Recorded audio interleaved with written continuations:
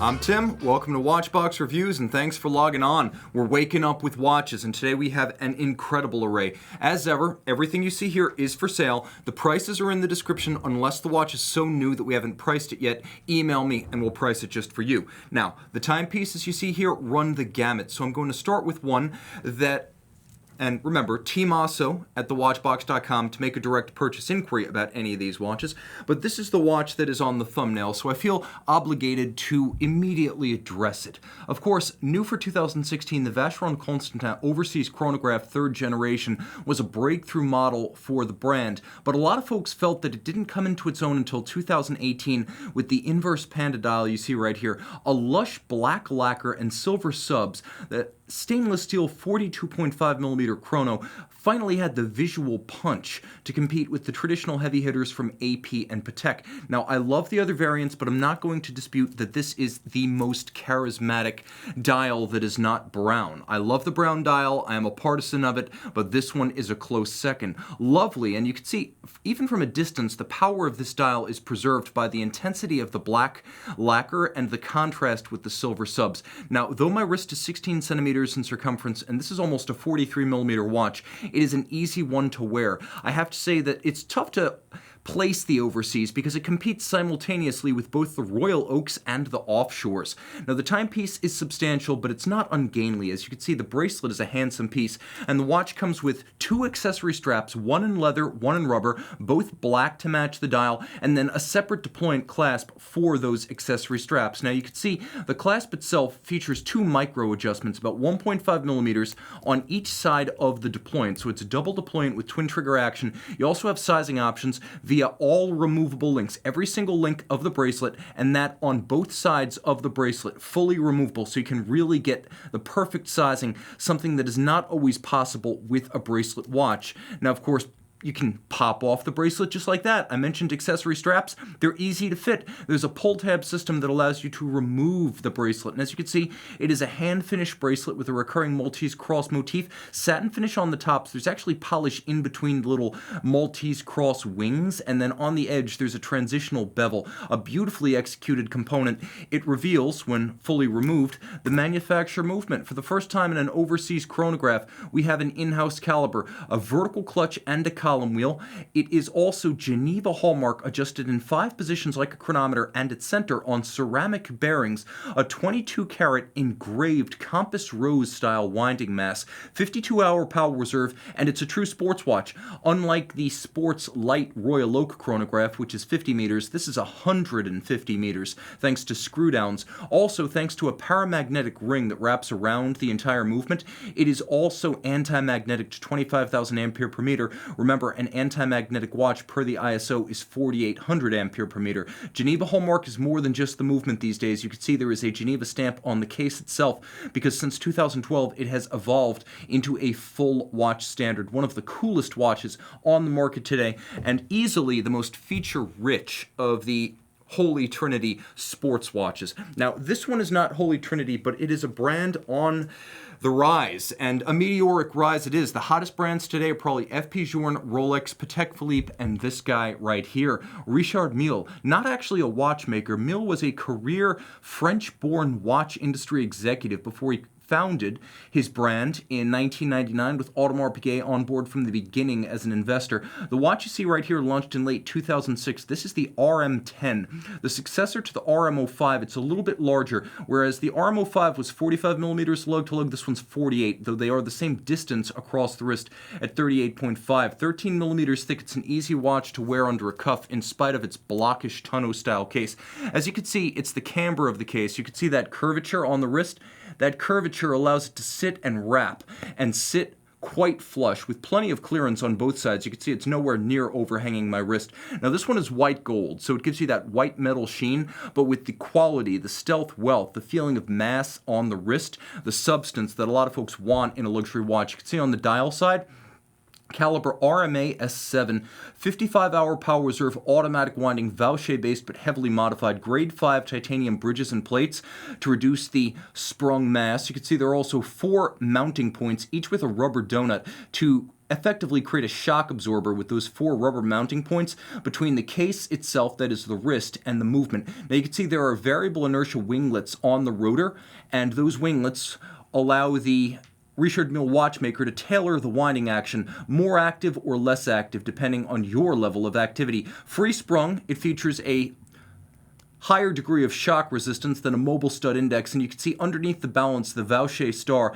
because one of the Parmigiani companies, a Vacheron manufacturer, produces this movement for Richard Mille, albeit again highly modified. Stop seconds and a quick set date. You can also see that this timepiece features that lovely curvature about its case back, and hand finishing on the case with satin on the hoods of the case and the bezel, but also a lovely polished bevel along the flanks, and you can see the spline screw tunnels that continue from the bezel down through the case, so the construction method itself is easily visible externally, with a wonderful titanium leaf spring propelled double deployant clasp. You can see this is made by G&F Chatelain, I believe of Leloc, Switzerland. They make some high-end clasps for many brands, including MB&F and Richard Mille. A timepiece that is swimmable at 50 meters, shock-resistant, remarkably discreet for an RM, and again, in white metal, universal. You could even wear it with a suit. Now let's talk about one that's a bit less discreet. This, admittedly, is an outrageous watch. The 2019 GPHG nominated Zenith Defy El Primero 21 black carbon, forged carbon fiber case, machined to create the 44mm case style of the modern Zenith Defy. And you can see it's even been used for the chronograph pushers and shoulders. The composite effectively ensures that no two are exactly alike, as the pattern is never the same twice. On the dial, you have a 1/100th of a second foudroyant. You wind both of these independent escapements, one ultra high rate, the other El Primero 36,000 vibrations per hour, the other one of course 360,000 vibrations per hour. Now you have your minute register right here. You also have your, I should say it is a 1 minute register right here. You also have your chronograph minute register up at 3 o'clock, and then that crazy 1/100th of a second foudroyant that you can use to measure 1/100th of a second. You can even stop and start. There's a power reserve at the top at 50 hours for the chronograph function, 50 to 52 hours for the watch itself. Turn it all over, you can see caliber 9004. It is a COSC certified Swiss chronometer with 2 heartbeats. All of this water resistant down to 100 meters, so the water resistance does not change with the carbon case. You can see there is a deployant clasp with a titanium buckle, but the actual head of the clasp is also a forged carbon, leather and rubber strap a la Hublot, and you can see on the wrist, though a large watch at 44 millimeters, it's narrow across the wrist and feather light, entirely in forged carbon. This is a large watch that wears small, and I would recommend it for wrists as small as 14 centimeters circumference. I do not often say that for a 44. The watch also has a distinctive sound to it. I'll let you be the judge. A little bit like an old Accutron or a Beta 21.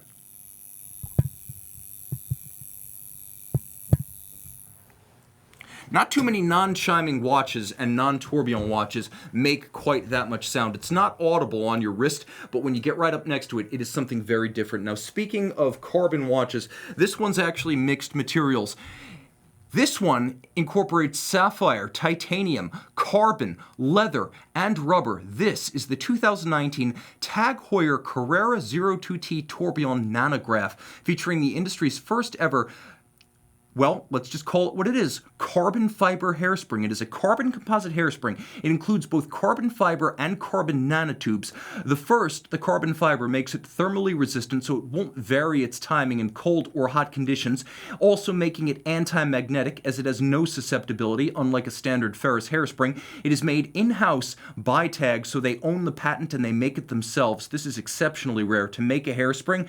And finally, the carbon nanotubes, which I mentioned, provide a higher degree of shock resistance to this carbon fiber than both standard carbon fiber and silicone hairsprings. You can see it is a flying tourbillon with no upper bridge to block your view of the 1 minute tourbillon beating away at 28,800 vibrations per hour. It is also free sprung for shock resistance, additional shock resistance, and you can see this signal yellow, this sort of signal neon yellow on the tourbillon is fully loomed. So you will actually see the tourbillon turning, and even the balance itself is loomed. So you will see the entire tourbillon structure in frenetic fashion at night. Now, the watch features instantaneous jumping chronograph, 100-meter water resistance, a 45mm titanium case with carbon fiber lugs, and a carbon fiber bezel. You can see it's a tachymeter scale bezel. I mentioned it has instantaneous jumping minutes, and you'll see that in a moment. The watch, of course, powered by the Heuer O2T, originally known as the caliber 1969. Watch that instantaneous jump right now. Boom, there it is. So this is made in Tag Heuer's own Chevenet plant. It is a certified chronometer, so COSC certified, with a remarkable 65-hour automatic winding power reserve, 500-piece limited edition. You can see this one is number 86, so they are individually numbered, unlike IWC. Of course, the movement is good looking. It is both vertical clutch and column wheel, and if you note, the column wheel features that same signal fire truck yellow. Throw it on the wrist, a very versatile watch, a handsome piece. Oversized, yes, but you're getting a lot in here. A long power reserve, a chronometer certification, revolutionary technology. You're getting a vertical clutch, column wheel chronograph, a flying tourbillon, all of that automatic winding, and 100 meters water resistant. Though a 45, it wears very comfortable. I can recommend it for a wrist as small as 15 centimeters, and again, my wrist for reference is 16 centimeters. I really like this. Nominated for the GPHG this year, it's a timepiece that has every marking of a classic, being an industry first and thus highly collectible. We may love the vintage Heuer era, but in the Tag era, there have not been many more significant watches than that one. Continuing up front with unconventional watches, let's speak of one that has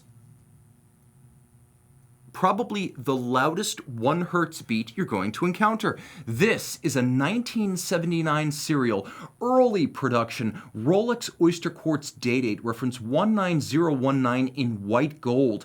This is my favorite vintage Rolex. This is the vintage Rolex I would buy, and this is how I would buy it. Original tritium dial, original case metal, volume, bevels. You can even see that on the bracelet flank, the beveled flank of the bracelet has been continued perfectly from the expansion of the bevel on the lug hood all the way along the individual links. The engravings on the case back, the hallmarks, the reference, the patent registered notification, and the serial number, all crisp and clear. The watch, remarkably advanced for its day, was probably the finest quartz movement other than the Omega Marine chronometer created during the 1970s. And whereas that one was not thermocompensated, this one was. This watch can run between 2 to 5 seconds accurate per month. A rare COSC certified chronometer quartz. You hardly ever see these because it was so hard to achieve the cert and expensive to do so. The Date Oysterquartz was categorically chronometer certified.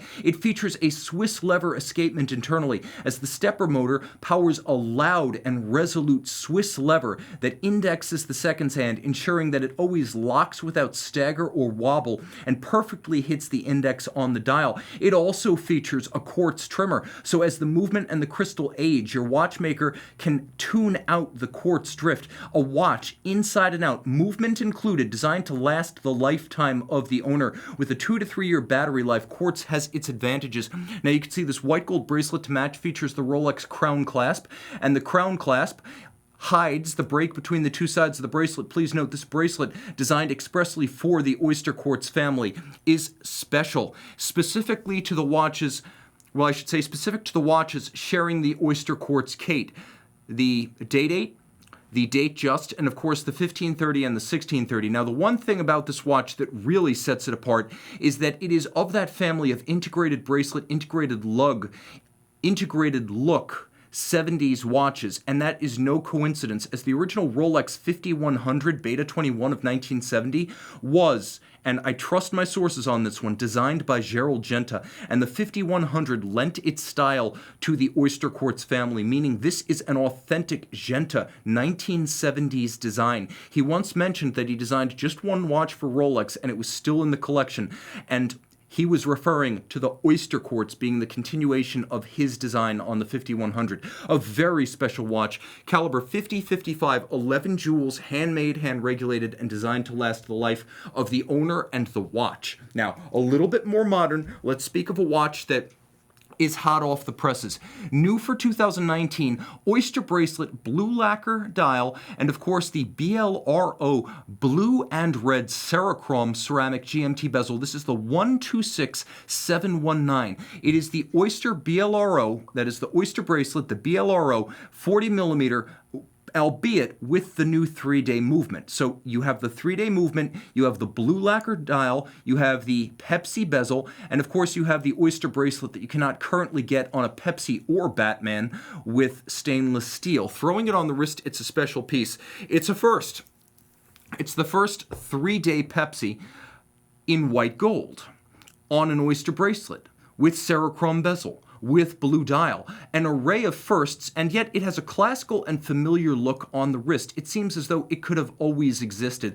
A handsome and exuberant Rolex, perhaps a bit more than usual. The array of colors here, as well as the undoubted heft of this full white gold case and bracelet and clasp, gives the watch a real sense of occasion. You can't help but smile when you wear this watch, and you can see on a 16 centimeter circumference wrist, a really good fit. Still a chronometer. In fact, more than a chronometer, as Rolex assures that as a watch, not a movement, these run -2 + 2 seconds per day or better, and 100 meters water resistant. So though a pilot's watch, equally appropriate for seaplane pilots. Now, moving across the border for a moment to our friends in Glashutte, this is a model that bowed late in 2010 and never really got a fair shake. It's a timepiece we need to know and respect, and even love. The Glashutte Original Senator Chronometer. It's a German chronometer. LMET SLME certified. It is certified as a full watch, not as a bare movement as the COSC would have been. Now what sets this one apart is that it has a remarkably accurate caliber 5801, and as you can see, this is Geo's highest level of finish. Nothing was held back for this chronometer certified movement. How much do you love that double spiral on the ratchet wheel, the planetary system over the barrel? How much do you love that freehand engraved half bridge, the 3/4 bridge, the Glashutte stripes, the jewels set in screw fixed chaton with the screws themselves blued, fire blued, not chemically blued, or I should say not dyed, fire blued in a kiln. This is an awesome looking movement. The appeal of its aesthetic surpassed only by the appeal of its precision. Watch the zero reset system carefully. You could see it resets the seconds hand, but we've seen Saxomat calibers from Lange do that.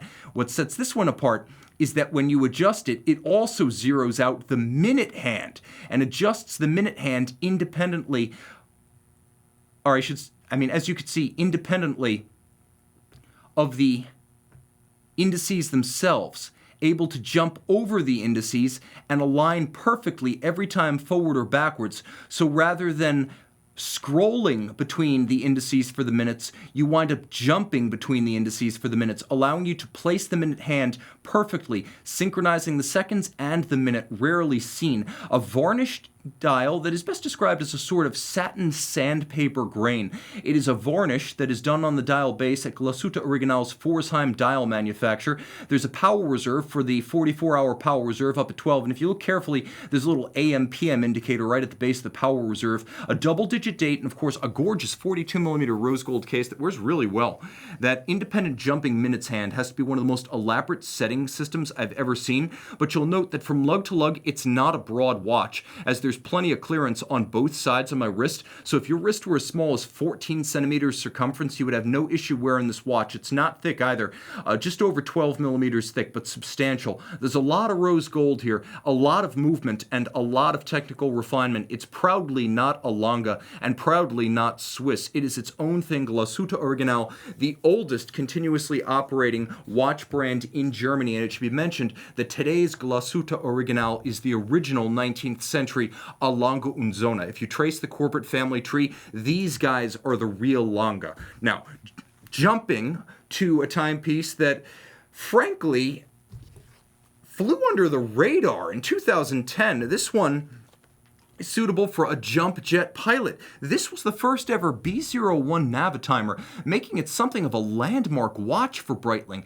Now there's a lot going on here. 42.6 millimeters in diameter in stainless steel. This 2010 model was a limited edition of 2,000 pieces. It features the logarithmic scale flight calculator system. You can multiply and divide using it. Wonderful if you're calculating the tip at a lunch and your friends are fumbling with their smartphones, you pull this thing out, and with a little bit of practice, you'll be able to beat them. What sets this watch apart is the par dial, which is solid sterling silver. Try to find other solid sterling silver dial Breitling Navitimers. Not too many kicking around. Everything that's silver is created by etching through the black galvanized coating, and the sub-registers are drilled into the silver themselves. Now, stop seconds, quickset date, and rare for a Schneider family era Breitling watch, a display case back. This is truly unusual. In the pre-Georges Kern era, we rarely saw any movement inside a Breitling watch, and it's puzzling because the B01 is a really good-looking movement. A combination of polished screws, polished chronograph levers and horns. You could see the column wheel mechanism.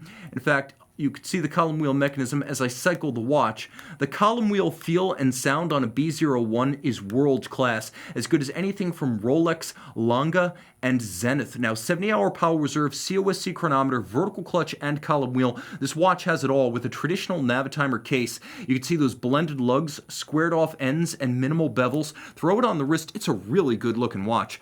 And again, I don't tout watches that are too big for my own wrist. I have trouble getting excited about them. This, on the other hand, works. Just under 50 millimeters lug to lug. You can see how much clearance I have on both sides of my wrist. Don't give up just because this is a Schneider era Breitling. Those tended to be overpowering watches, but this one seems as though it was designed with a nod towards either Breitling antiquity or Breitling's distant future, acknowledging that 46 and 48 millimeter watches would not be the future of the company. This is a rare and exquisite Breitling limited edition. A first, and I always say, firsts are flags that fly forever. You can never have a second first. That is the first ever in-house B01 caliber Breitling Navitimer.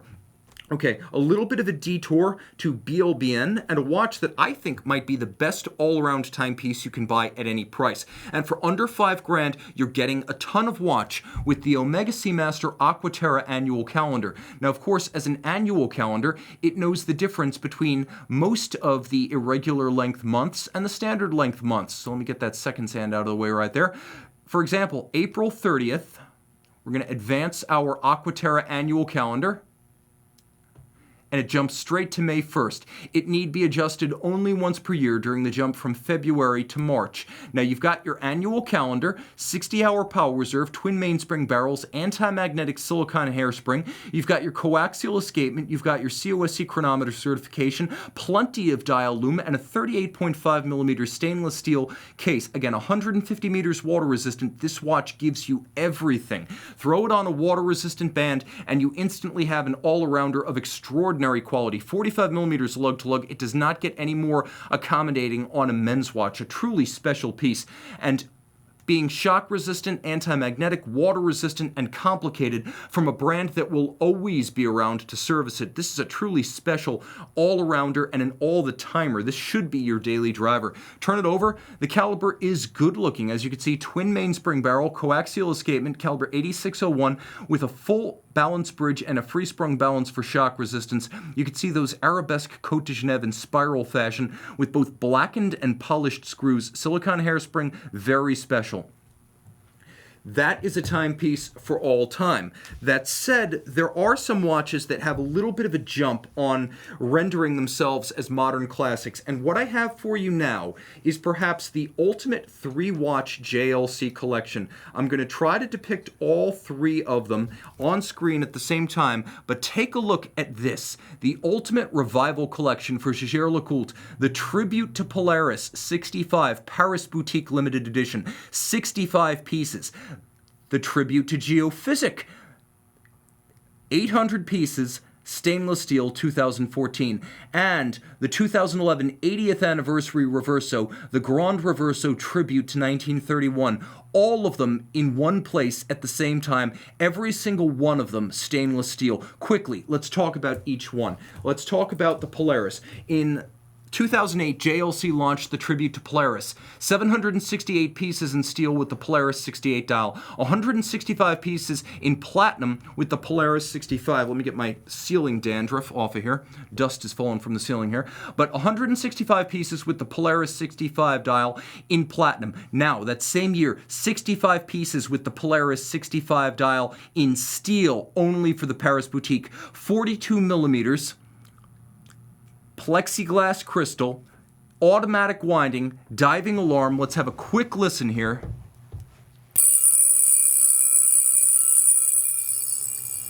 200 meters water resistant with internal rotating dive bezel. That third crown in the middle actually adjusts the internal rotating bezel, so a very special piece right there. Now let's take a look at the Geophysic, tribute to Geophysic. This was JLC's answer to the IWC Ingenieur, the Patek Philippe 3417, the Railmaster from Omega, and the Milgauss from Rolex. During the 1950s, the Geophysic was the most robust, finely finished, and exquisitely precise watch JLC made, with the finest movement the company ever assembled.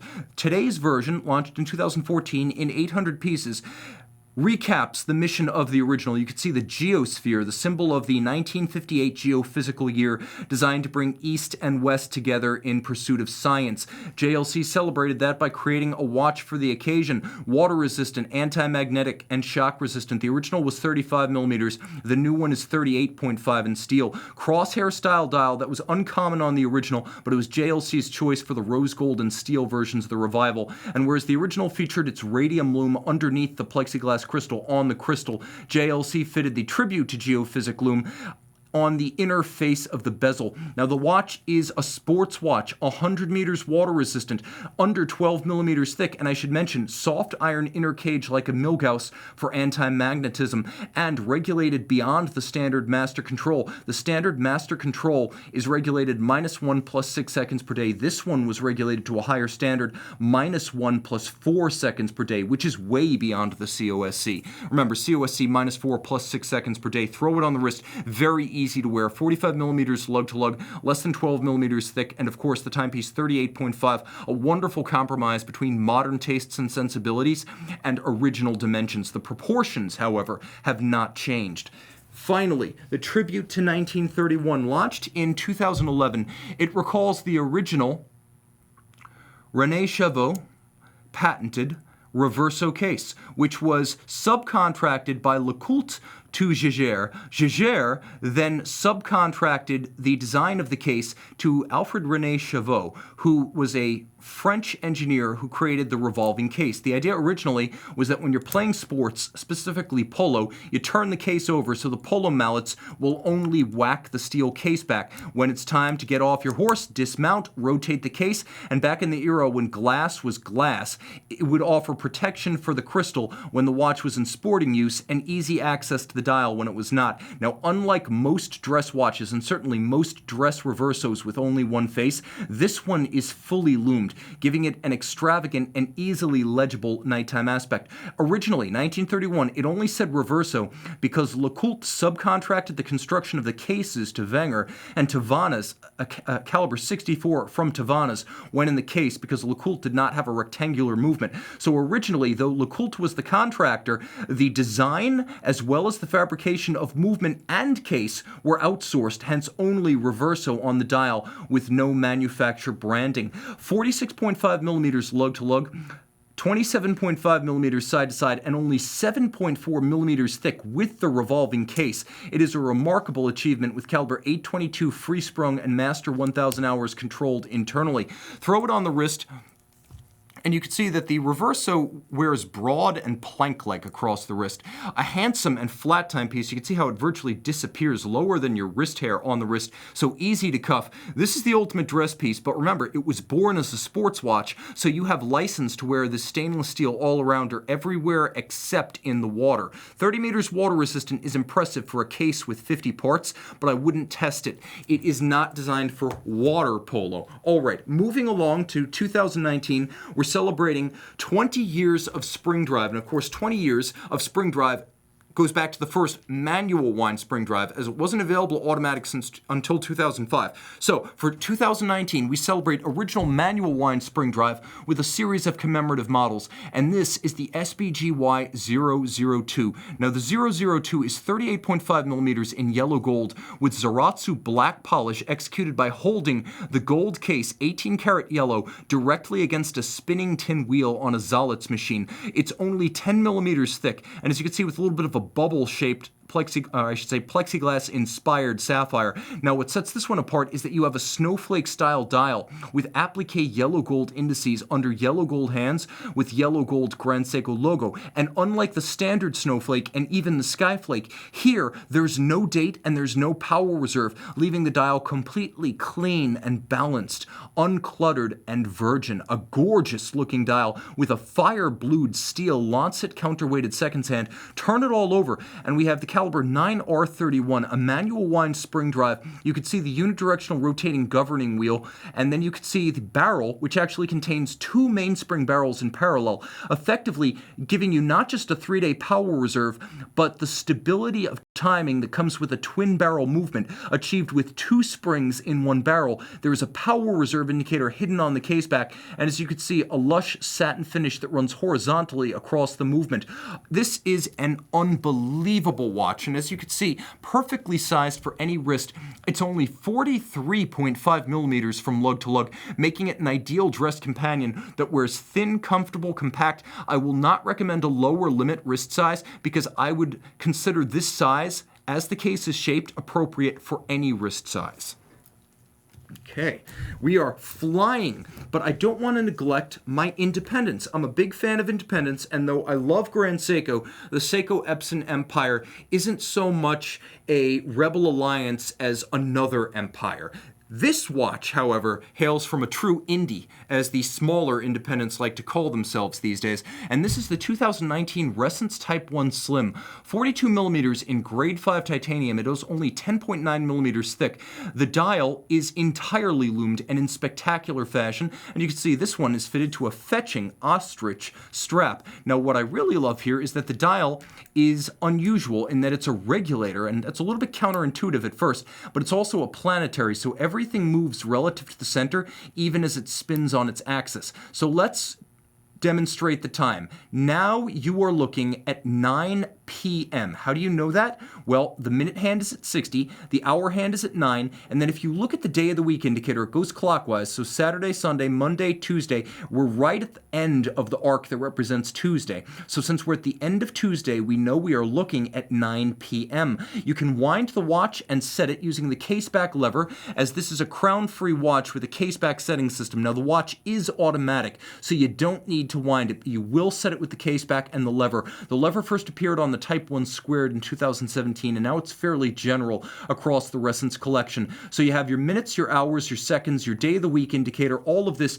10.9 millimeters thick, because Resence has changed from ETA 2824 movements to the thinner 2892. And of course, Resence has mentioned to me via founder Benoit Mintians that if you're wondering how they're serviced, basically just the base movement, as the dials and the Resence orbital convex system are remarkably inert. They don't require a lot of attention. So if you think it's going to cost as much as a minute repeater to service, think again. And if you're wondering why you're paying so much for an ETA, it's because over 100 parts and 15 joules go into the proprietary module that creates the complication and display for this watch. It is essentially two movements in one of which is manufacture. Now, speaking of independence, at the very dawn of time for the Indies, Franck Muller, Roger Dubuis, two of the first to make it. And it's worth mentioning that if you're going to cite an iconic Roger Dubuis design, there's really only one. The original Sympathy case, and this is the Sympathy 37, originally conceived by a Valet de Joux case maker for the Roger Dubuis company back when it was called Sogem in the mid-90s. This case features a shaped case, bezel, dial, and sapphire. Later on, it would be somewhat simplified for easier manufacture, cheaper manufacture as well, with a circular crystal. This one was gorgeous and landmark as a design, but also remarkably difficult to reproduce and to make water resistant. So you want the earliest versions with the shaped sapphire, and this is that. This watch is also only a few dial details away from being the exact watch that Roger Dubuis chose for himself and wore into his last years. Now, it is a bi-retrograde perpetual calendar. You have the day, you have the date. You have, of course, a leap year phase indicator and a month, and then you have a Moonphase indicator down at 6 o'clock. Now you can see there are alpha hands half frosted over a white lacquered dial, and you'll note Bulletin d'Observatoire, and that is because the Observatoire is Besançon. So it is not just Geneva hallmark with this caliber 5707 based on a Longines L990. No, it's Geneva hallmark, but it's also a French observatory chronometer. And you can see that filigree style Roger Dubuis rose gold logo inside the rotor. Twin mainspring barrels, 44-hour power reserve. Of course, the finishing here, Geneva hallmark in every regard. So it is both Geneva hallmark and an observatory chronometer. 37 millimeters, but don't be deceived. These wear exceptionally broad across the wrist because of the strength of those sympathy lugs. And you can see, though, with 37, the watch is better regarded as a 42 in terms of how it wears. It has a lot of personality and presence, and if you're gonna collect early independents, you need to consider Roger Dubuis, as these were some of the finest watches ever made. And in many cases, when you look at the chronometer certificate for these watches, Roger Dubuis himself is often named as the réguleur, the guy who actually adjusted the watch for the chronometer certification. Now, independents, we're on a roll. Let's keep going. F.P. Journe early days for the Octa collection. First launched in 2001, F.P. Journe's first automatic collection, and this is a 38mm rose gold, rose-dialed Octa chronograph. Now, it is a flyback chronograph that you reset and restart with one push of the trigger, a double-digit date with quick set, and of course you have that lovely polished bezel surrounding the rose gold base of the dial as well as the top. You have a chronograph, automatic winding, brass movement. Early days, this case was made in 2002, meaning that this watch was probably put together in 2002 or 2003 at Journe's manufacturer in Geneva. The brass movements are more sought. First of all, 5-day power reserve, very impressive, but the brass movements preceding the rose gold that followed in mid-2004 are scarcer, and though they are not more valuable on a commodity basis, they are valuable on a rarity basis. And the 38mm case, especially with this rose and rose combination in conjunction with the brass movement, highly sought, a very collectible Journe, and a hardcore indie fan and indie collector watch. Throw it on the wrist, and of course, nothing could be simpler to wear. 45mm lug to look very comfortable, nice and flat. F.P. Journe used to make flat watches and thin watches a hallmark. That's changed a little bit, but this is looking back to the good old days. A look back not in anger, but in lust. An absolutely sexy piece. I don't necessarily love F.P. Journe the man, but the watchmaker knows his business. Huge respect on that front. Okay, talking about a group brand that still acts like an independent, I've always felt that with its 5,000 annual pieces and still strong family ties, not yet long separated, a Lange & Söhne feels like an independent within the Richemont monolith. Now this, of course, is the 2016 Grande Lange 1 Moonphase. So it is the third of the Lange Lumen series. So the Grande Lange 1 Moonphase Lumen. The first was the Zeitwerk, then came the Lange 1, and then in 2016, 200 pieces, this watch you see here in platinum. An exceptional timepiece with a smoked sapphire over the dial. You can actually see the mechanism of the movement below. That's allowing the discs for the date to charge up, so as they pop into place at night, they are already loomed. There is also a fully loomed Moonphase disc, and of course, all of the hands, including the 3-day power reserve indicator, are loomed. Turn it all over, needing no introduction. A sensational Lange movement. 3/4 plate German silver bridges, a real big difference between the design philosophy of Glashutte Original and Lange. Glashutte is using more of a Swiss-style rhodium-plated brass set of bridges, whereas the bridges and plates of the Lange feature that golden hue created by German silver, or a nickel-copper-zinc alloy with the dominant copper giving it that golden hue. And look at how deeply ridged those Glashutte stripes are. Gold, dark gold, violet pivot jewels, blue fired screws, and of course the silver of the black polished components, the pins and the swan's neck regulator. Absolutely sensational, and on the wrist just as much. This, of course, being a 40.9mm watch, it wears easily on my 16cm circumference wrist. It is the second generation Grande Lange case, so approximately 41mm in diameter. You get a good sense of it. This isn't the Darth Vader. No, that's a separate Lange 1, but it definitely has the ambiance of an evil empire on the wrist. Super special, super intense, and one of my favorite modern offerings, again, from a brand that still feels as though it has the heart of an independent. Launched in 2006, this is the Lange & Söhne Datograph Perpetual. Platinum, 41 millimeters, or I should say 40.9 because we are in Saxony, they're German, they're very precise. Flyback chronograph, perpetual calendar, Moonphase. The Moonphase disc is made of solid gold. The dial is made of sterling silver. The hands and indices are made of white gold. Note the watch is loomed.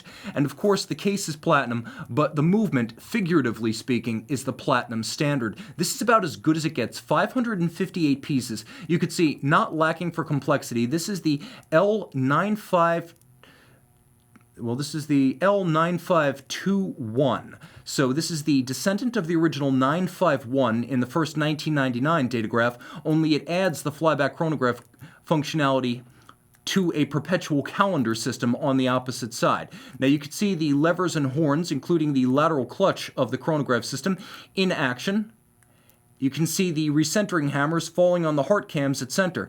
Freehand engraved half bridge for the balance. German silver for bridges and plates. Satin finished and beveled steel for the levers, horns, and yoke of the chronograph. And of course we have fired blue screws as well as black polished screws. And if you note, there's black polish on the chronograph yoke, on the cover of the escape wheel, on the case clamp screws, on all of the screws that are used for adjustment to the chronograph mechanism, and on the swan's neck regulator. And of course, this being a Lange, we are being precise about things. Set the watch to the second using hacking seconds, an 18,000 vibration per hour slow beat balance of enormous proportions and enormous inertia. It also has a free-sprung architecture in conjunction with an overcoil hairspring made by hand to allow the watch to take regulation in a chronometer style 5 positions. Truly special stuff. Oh, and by the way, you can adjust all of the indications in sync by pulling the crown out and using the pusher adjuster. So if you fall a few days behind, you can use this pusher adjuster. You got to pull the crown out so you don't do it accidentally,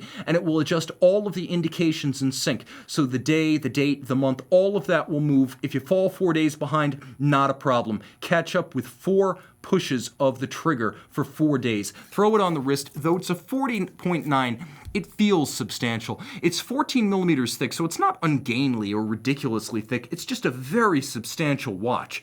And that feeling is compounded by the fact that the dials made of sterling silver are a really special piece. And if you're going to own Lange watches, you want to own a Lange 1, a Datograph, and a Zeitwerk. I showed you my Lange 1, I showed you my Datograph, and I've got a very special Zeitwerk for you today. Launched in 100 pieces for 2017, this is the Zeitwerk Decimal Strike. Yes, honey gold. This might be the first honey gold Lange we've had on the show. It's a fusion of conventional yellow and pink that is more scratch resistant than either. It has a wonderful pale yellow aesthetic that looks a great deal like a vintage 14-karat watch. Truly special. This honey gold is unique to Lange and only used for the most special of watches.